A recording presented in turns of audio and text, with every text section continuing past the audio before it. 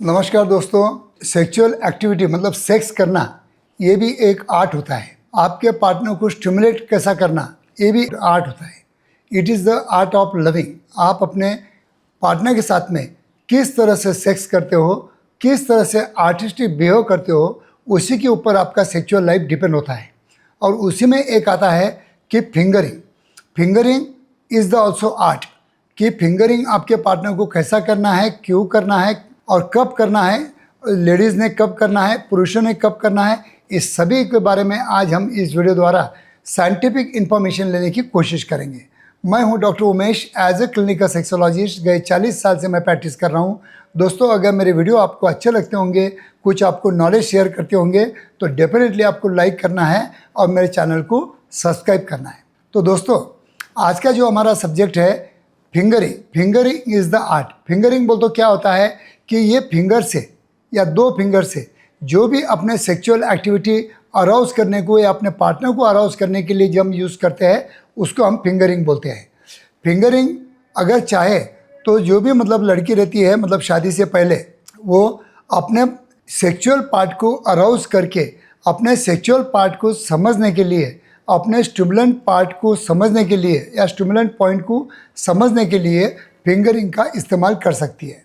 जैसे कि अगर कोई भी लड़की अगर क्लाइटरिस पे अगर रब करती है या फिंगरिंग करती है तो उसे बहुत अच्छा फील होगा, उनको मास्टरबेशन जैसा फील होगा और कुछ उनका लिक्विड निकलेगा, तो उसकी वजह से वो भी मास्टरबेशन करती है। ये आप सभी लोगों को मालूम है।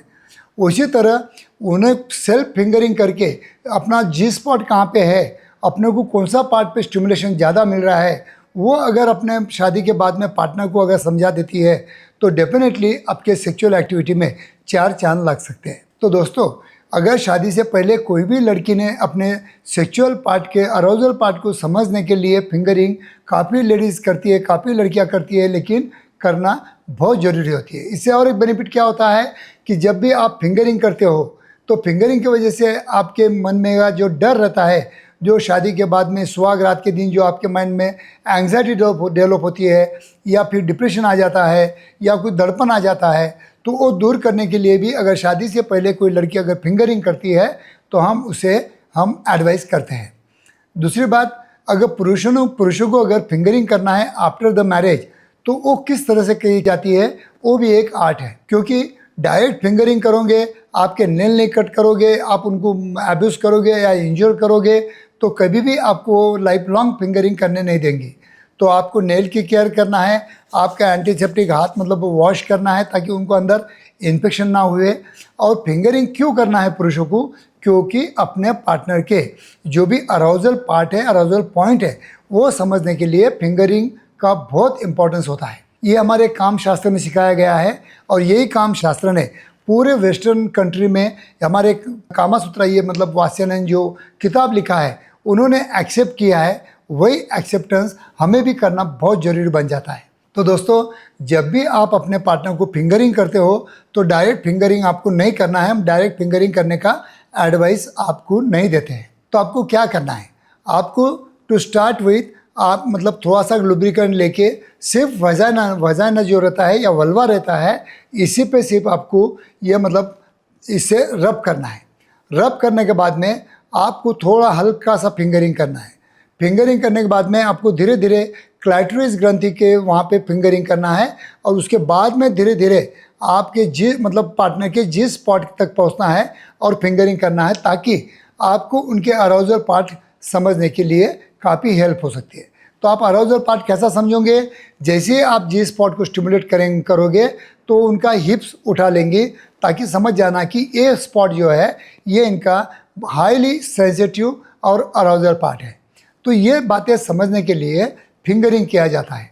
फिंगरिंग इसलिए भी किया जाता है कभी कभी कि कभी कभी उनका योनि मार्ग टाइट रहता है, वजानस्मस रहता है उनकी, मतलब शादी के बाद में लेडीज़ क्या करती है कि अपना जो प्राइवेट पार्ट रहती है उसको मतलब सुगड़ के ले लेती है। उसकी वजह से हमें पेनिस को इंसर्ट करने के लिए काफ़ी तकलीफ होती है और उसके वजह से कई पेशेंट मेरे पास आते हैं कि जो 2-2, 3-3, 4-4 महीना सेक्स नहीं कर पाते क्योंकि उनके मन में एक डर बैठ जाता है। तो वो डर को निकालने के लिए, एंग्जाइटी को निकालने के लिए, डिप्रेशन को निकालने के लिए कभी कभी पहले स्टार्टिंग में अपने फिंगरिंग करना बहुत ज़रूरी होता है ताकि उनका डर भी निकल जाए और उनको कुछ मतलब उसके बारे में गलत भी नहीं लगे और कुछ पेन भी नहीं लगे, तो आपको वो बराबर प्रॉपरली इंटरकोर्स के टाइम में आपको साथ दे सकती है। तो ये जो फिंगरिंग रहती है, ये स्टार्टिंग में तो न्यूली मैरिड कपल में बहुत मतलब इम्पोर्टेंस होता है, क्योंकि तभी हम एक दूसरे को समझते हैं। सुहाग रात के दिन सेक्स करना जरूरी रहता नहीं है, लेकिन एक दूसरे को समझना, उनकी बॉडी लैंग्वेज समझना, उनके बॉडी पार्ट के समझना, उनके मतलब स्टिमुलेंट पार्ट को समझना, ये भी हमारा कर्तव्य बन जाता है। तो दोस्तों, फिंगरिंग इज़ द आर्ट। अगर फिंगरिंग करना है तो बहुत अच्छी तरह से आप फिंगरिंग कर सकते हो और अपने पार्टनर को इन्वॉल्वमेंट भी कर सकते हो। और जैसे ही अगर कोई प्रॉब्लम मतलब किसी को अगर प्रीमैच्योर इजैकुलेशन मतलब वीर्यपात जल्दी हो जाता है, उनके लिए ये जो फिंगरिंग है एक वरदान साबित हो सकता है। कि मैं हमेशा जो भी मेरे पास प्रीमैच्योर इजैकुलेशन के पेशेंट आते हैं, तो उनको मैं कहता हूँ कि पहले आप अपने पार्टनर को फिंगरिंग के द्वारा स्टिमुलेशन दे के प्रॉपर ऑर्गेज़म के आसपास उनको लेके जाइए। उसके बाद में जब आपके पार्टनर बोलेंगे कि आपको इंसर्ट करना है, तभी आप इंसर्ट कीजिए, फिर आप स्ट्रोकिंग कीजिए, तो उनको बहुत ज़्यादा ऑर्गेज़म आ सकता है और तभी आपका इजैकुलेशन हो गया, तो दोनों को भी साथ में ऑर्गेज़म आ सकता है। और कभी कभी तो मैं कहता हूँ, हमेशा आपको कहता हूँ कि सेक्स में और वार में कुछ रूल नहीं रहना चाहिए। कभी कभी आप अपने टंग से भी आपके पार्टनर के जो भी अराउजल पॉइंट है उनको आप स्टिमुलेट कर सकते हो और उनका सेक्सुअल इन्वॉल्वमेंट बढ़ाने की कोशिश कर सकते हो। थैंक यू दोस्तों।